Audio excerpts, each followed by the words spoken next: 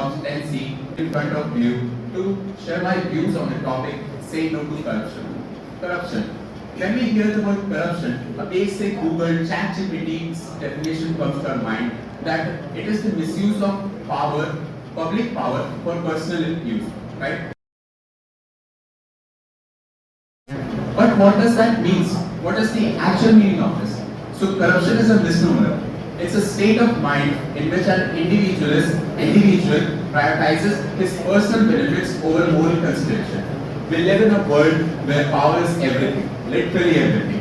Where power can be both intoxicating and corrupting. We find individuals at influential positions who just prioritize their personal benefits over their ethical standards. The new word. Old word, but new popularity has gained nepotism. Now, why corruption is there? What made birth to this omnipresent corruption? Whether it's the lack of transparency, it's the weak, ineffective law enforcement, or it's the transport restrictions, or it's the low income of the common man. The answer is, it's the intention. To better understand the fact that allure to authority is often leads to erosion of moral values. To better understand this statement, let's take a few scenarios. First scenario, a huge movie star with a huge fan base, massive fan base, endorses a tobacco-based brand just for a huge sum. He literally disdains the faith, the love, the emotion, the affection of his fans.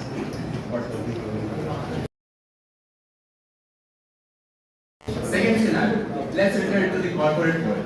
We find that the executives who are more powerful make such choices, make such decisions which literally maximizes their bonuses and leads to cost cuttings and layoffs. To better understand this, let's enter into individual scale. What would you do if you find that one of your co-workers is embezzling company funds? You would be silent, or you would ask for a share, or you will tell the company officials about it. And just at least think about that. Now, there's not only one action. There are many actions which completes the frame, which completes the canvas of corruption. These are bribery, graft, extortion, nepotism. We don't want to end corruption. We just want to be the part of corruption. If we are able to be the part of corruption, we are okay, we are satisfied with corruption. We don't have any issue with that. And that where we lack, our system lacks. According to a report, CPI, that's whose full form is Corruption Perception Index, tells us that India ranks 85. India holds the rank of 85 out of 180 countries with a CPI of 40. Clearly tells us about the vulnerable condition of India.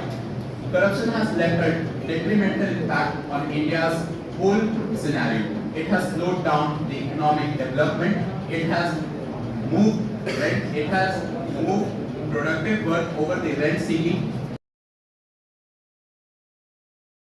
and even it has just changed the way how jobs were given. Not only this, but also it has reduced the effectiveness of aid flow. We know how diversion of funds take place. Now the answer is that what we can do, what an individual, what a common man, what the youth can do about it.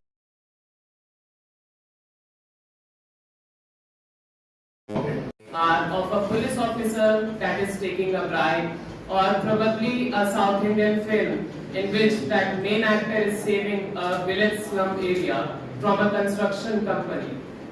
However, what if I were to tell you that it is only a small part of corruption and there is a vast atmosphere to it?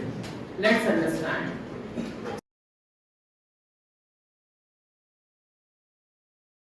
So, a very warm good morning to one and all present here.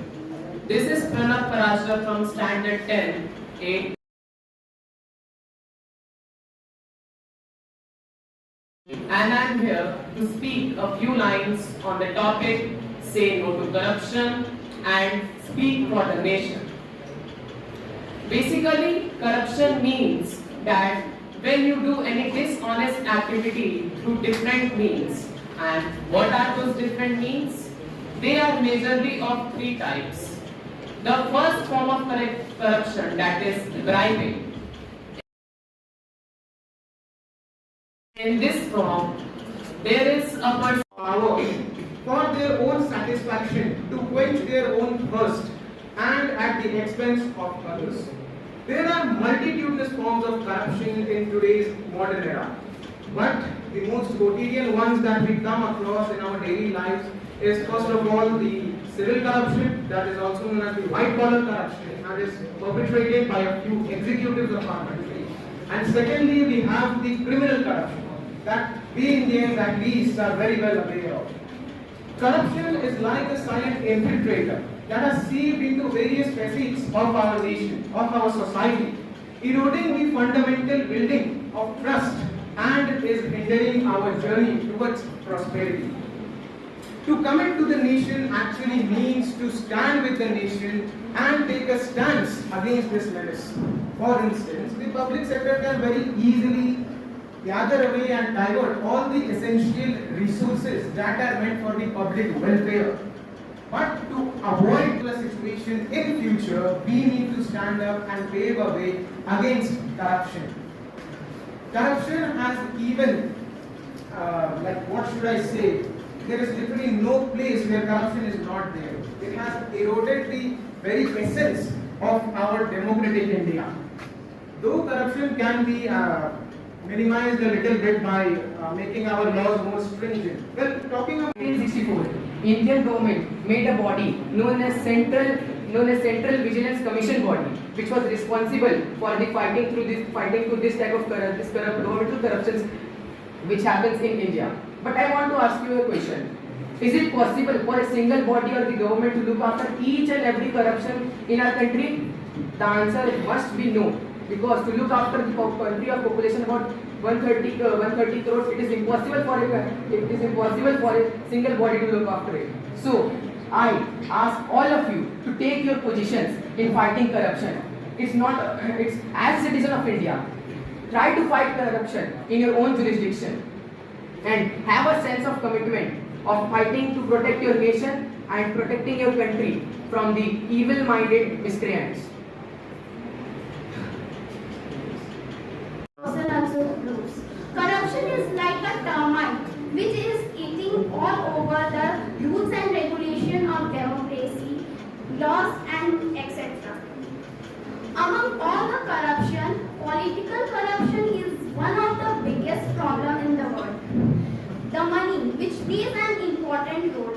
A person stands in the election and win the election and gets corrupted, which leads to the corruption of officers and that corrupt leader also. Because in India it is said, Gandhi ji का नाम बुलाओ तो कोई नहीं आता, पर गांधी जी की note दिखाओ तो सब आते हैं. Now let's talk about the society. Let's take an example. If a boy is coming with office and gets a severe accident and the accident is done by a rich spoiled kid, then the